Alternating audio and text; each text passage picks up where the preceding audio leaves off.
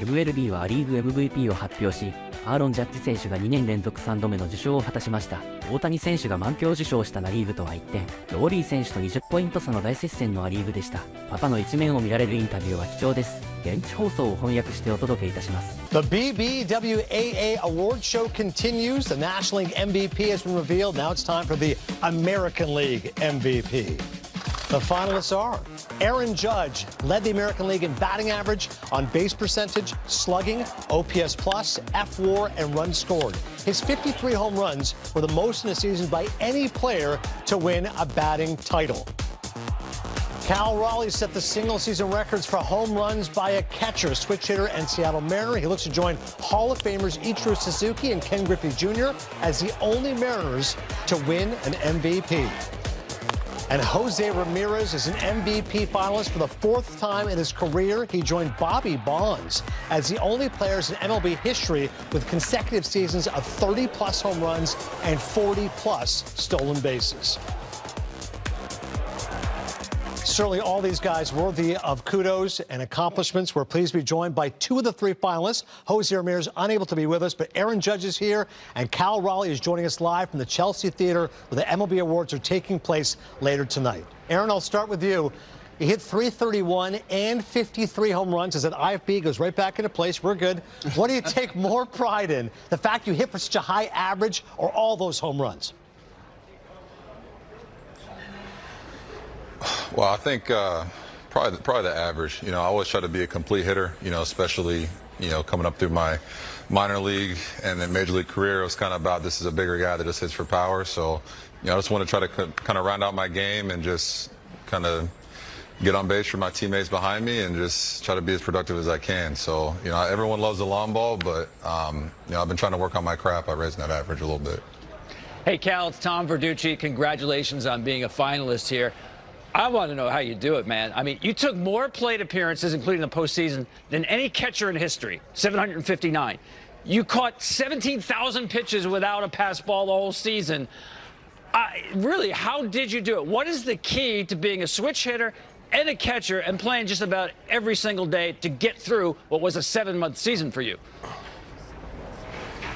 Yeah, I mean, it's challenging for sure, having two swings to take care of and trying to, obviously manage all the workload and the staff that comes with it. So I think, first of all, obviously the defensive side always comes first, managing games, managing, plans, meetings, things like that, 13 different personalities. So, it comes with its challenges, but it's what I love to do. So I enjoy doing it every day, and it's just trying to stay consistent and trying to get prepared as much as you can. Judge, congrats, man. It's Case, being in the top three is amazing to see you do your thing, and having a chance to go behind the veil a couple years ago, being the hitting coach there with you guys at the New York Yankees. I got to see the work that goes in behind the scenes. I got to see the leader that you are and the man that you are. And I always tell guys, not only is this guy one of the best players, he's one of the best human beings you'll ever come across. What does that mean for you to set the culture there and to be that leader in New York for not only the guys in the clubhouse, but also the... You might have to repeat the question as the earpiece is being put on simultaneously. Judge, you go ahead, Case. Yeah. So I was asking, what does that mean to you to be the guy that sets the culture and the leader in that clubhouse, but also to the fans out there in New York, day in and day out? Yeah, it's a lot of responsibilities playing in New York, but that's what I love. That's why when I was a free agent, I came back to New York. I wanted to play in the city, play for these fans, play with these high expectations, and it's been fun, man. You got a lot of things you got to manage, but you're playing on the biggest stage in front of the best fans in the world. It's been incredible, man. It's not like what Cal had to do, catching all those games, being behind the plate, beating up his body, beating up his knees, man. But I just try to do my part to bring out the best in my teammates. Well, Aaron, I know how much you love to play this game, and you put up incredible numbers while battling through an injury. What was the challenge that you faced late in the year to work through the injury and to get your stroke back? Yeah, just first off, hats off to our whole training staff, kind of getting me back out there, getting me healthy. I wasn't able to play as much right field as I wanted to. I had to DH quite a bit when I came back, but I think the biggest thing for me was just, you know, with the elbow, you're gripping the bat. You know, you're trying to follow through on tough pitches. So it was a challenge, but it's, you know, everybody deals with stuff throughout the year. You could probably ask Cal the same thing. You know, his body was probably banged up in all sorts of type of different ways. So you know, you just got to suck it up and go out there and play. Cal, this season was incredible, man. You really captivated the country with your run, overtaking Mantle at 54, and then the run for 60, and what the Mariners were doing. You were leading the way. It really was incredible. Can you take us back to that 60th home run in Seattle and what that was like for you? Yeah, it was, you know, absolutely insane. It was, you know, I never, you know, could have dreamed of, you know, ever hitting 60 home runs in a season. It still kind of feels like not real in a way. So, but I think what made that night super special was, you know, that was the first time we had won the division in 20-something years, and to do that on top of the, you know, 60th homer was something I'll never forget. I don't know. I feel like that the 60th was a little different than the rest of them. They were all, you know, obviously great and amazing, but that one for some reason felt a little different, rounding the bases, and to join a club, you know, that obviously Aaron's already part of, and you know, that only a handful of guys are in is pretty special.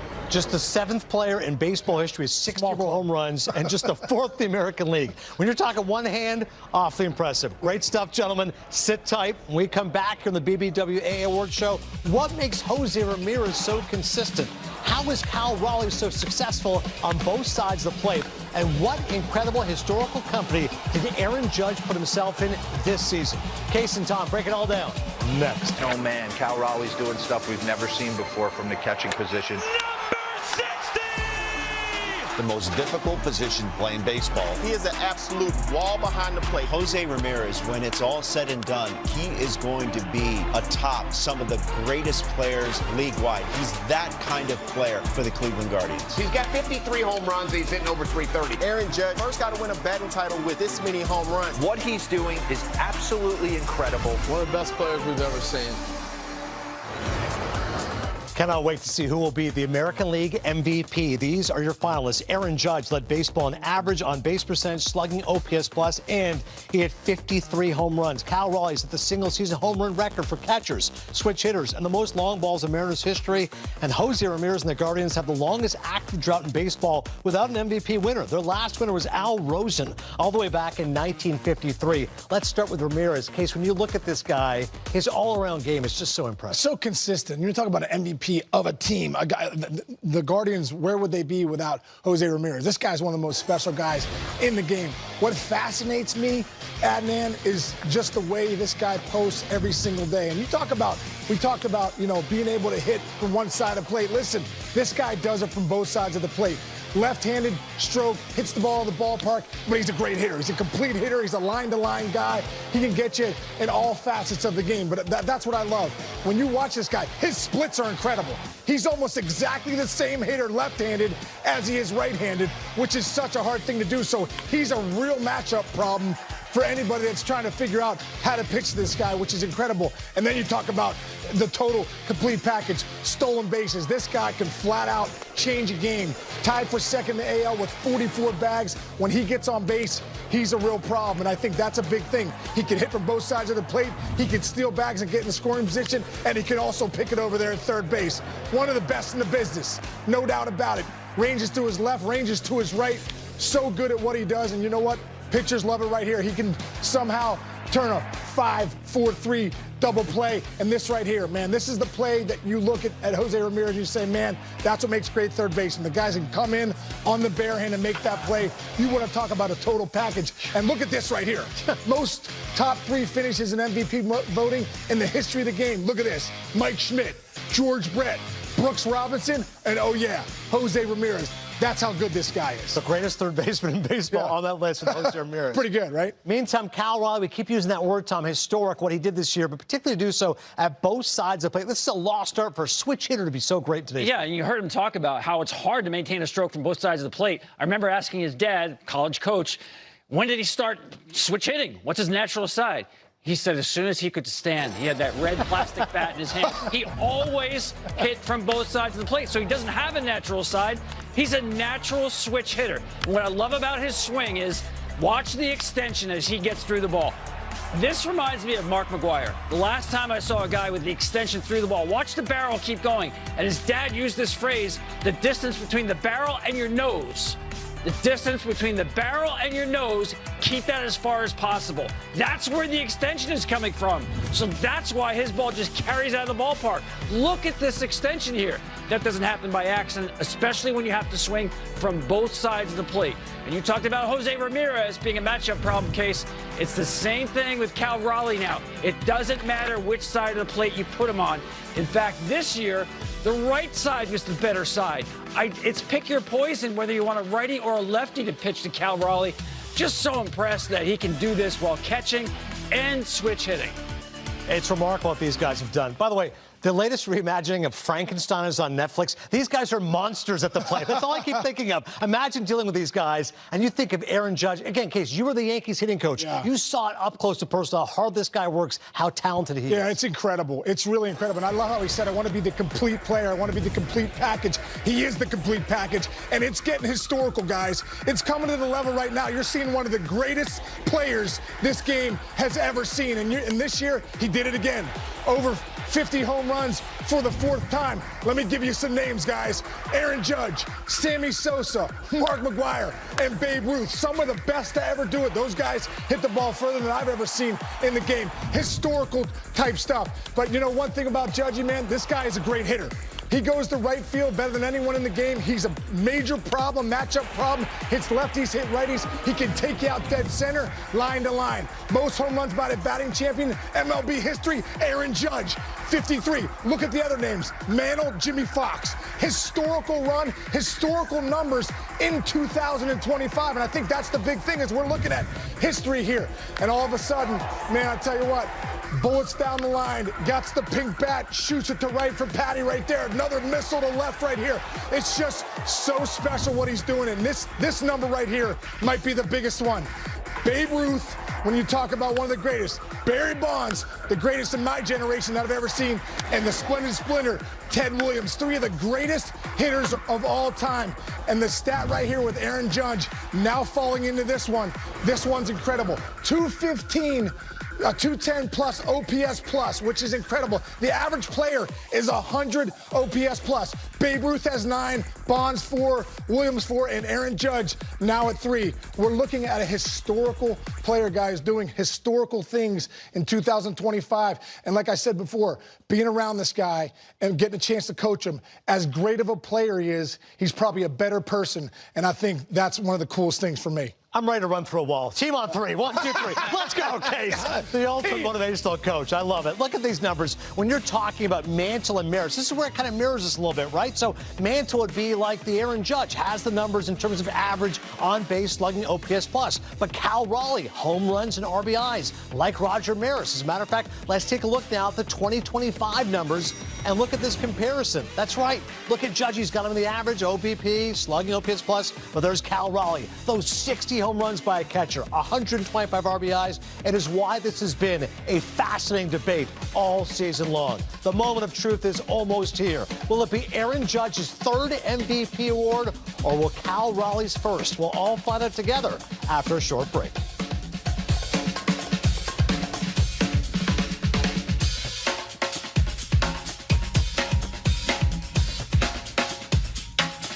That's right. The American League MVP is about to be announced. Will it be Aaron Judge, Jose Ramirez, or Cal Raleigh of the Seattle Mariners? The moment of truth is almost upon us. And for that, we bring back in the 1985 MVP, Don Mattingly, kind enough to join us, now joined by his cat. As someone said to me, Don Cattingly, we could call him, but we're not going to make that joke. Donnie Baseball, take it away, sir. The American League MVP, Aaron Judge.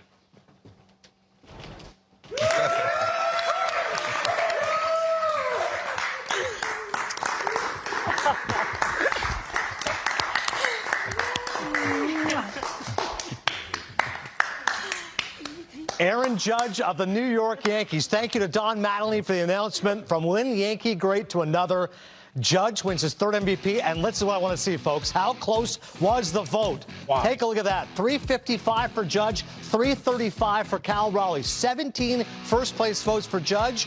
Raleigh gets 17 second-place votes. Jose Ramirez is third, Bobby Witt Jr. is fourth, and Tarek Skubal, who is the back-to-back Cy Young Award winner, ends up getting one third-place vote. He's fifth overall in the voting.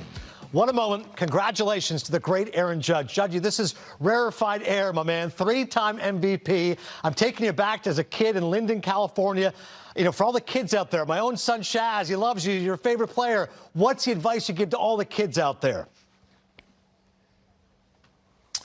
Well, first off, just congrats to Cal Raleigh, Jose Ramirez, you know, everybody out there, man. They had two incredible seasons. You know, it's always fun playing against those two, you know, especially when we play Seattle, man. The main objective is, you know, make sure Cal doesn't beat you, man, because he can beat you from both sides of the plate. And you know, for all the kids out there, just keep working hard, you know, dream big. I think that's the biggest thing. You know, I always would joke around with my parents in the backyard, or you know, even, you know, I was playing Little League, that one day I get a chance to be in the major leagues. I never thought it'd be something like this, but it's just truly incredible. Just always chase your dreams.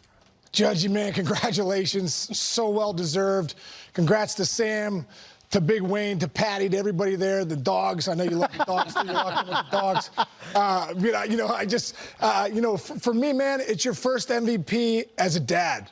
You know, a girl dad. I'm a girl dad too, dude. I got a couple daughters that I love to death. How has being a dad changed your perspective to the game of baseball?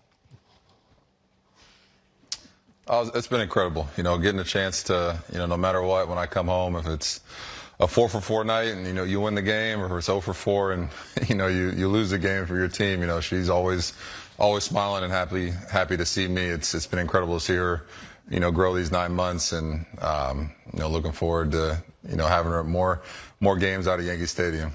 Well, Aaron, congratulations. So happy for you. So well earned and deserved. I want to talk about that batting title. You've got 3 home run titles, but you're the biggest, literally biggest batting title winner ever.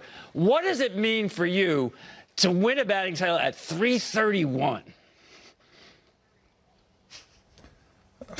It's pretty wild. You know, you try not to think about it during the season. You know, I try to keep my head down through all 162, just do whatever I can in today's game to help our team win. And, you know, you do what you can, give it your all, and then you wake up the next day and do it again. So it's pretty wild to kind of look back now on the season, you know, and kind of the ups and downs and where we ended up and how that all worked out. But no, it's, you know, I had a lot of great coaches throughout my time. You know, the coaching staff we had this year was amazing, especially our hitting coaches, J. Rowe, Casey, Six, you know, even you, Casey, man, we had some good moments back and forth, either just talking baseball or talking life, man. It's pretty special. So great, man. So great. And it kind of echoed Casey's sentiments earlier, Judge. He was talking about a great person you are off the field. I keep thinking about the fact you're a Clemente Award winner, how meaningful that is to you. For a guy who's so dedicated to his craft, so dedicated to his game, what you're able to do off the field, it speaks volumes about the kind of person you are.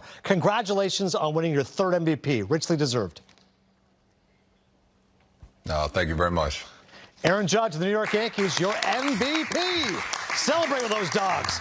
All right, we're on the break to tonight's results. We're pleased to He loves those dogs. He loves those dogs. I'm glad the dog's going to shut up. Let's go over to BBWA Secretary-Treasurer Jack O'Connell. Jack. Aaron Judge's second consecutive victory in the American League is also his third overall. He is the 13th player to be named MVP at least 3 times, a list that includes fellow Yankees legends Joe DiMaggio, Yogi Berra, and Mickey Mantle. Shohei Ohtani is the second player to be named MVP at least 4 times, alongside 7-time winner Barry Bonds.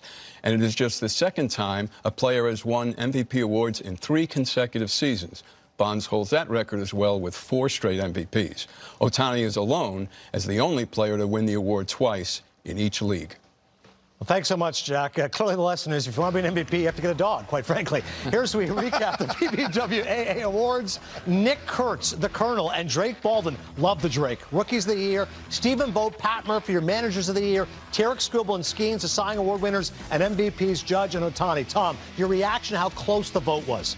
Yeah, what a year for Cal Raleigh. But we're looking at in Judge and Shohei Ohtani. Two guys have won 7 of the last 10 MVP awards that have been handed out. Wow. To Case's point, historical. Yeah. Comparing to guys in past history, not just today. The game's in a great place.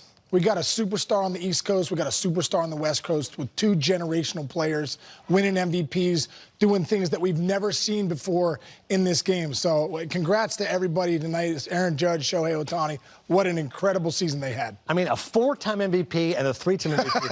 This is incredibly rare company. Phenomenal work all week from Tom Verducci, Sean Casey. Vote for Verducci for the Hall of Fame. Right? Let's get my guy in there, okay? Let's get it done. I'll take care of it. Congrats once again to all the award winners. Thanks for watching. いかがだったでしょうか。ローリー選手と参加が決まっている来年の WBC が早くも楽しみですね。そして本日はオール MLB の発表も行われました。本チャンネルでもお届けしますのでお楽しみに。それでは次回の動画でお会いしましょう。さようなら。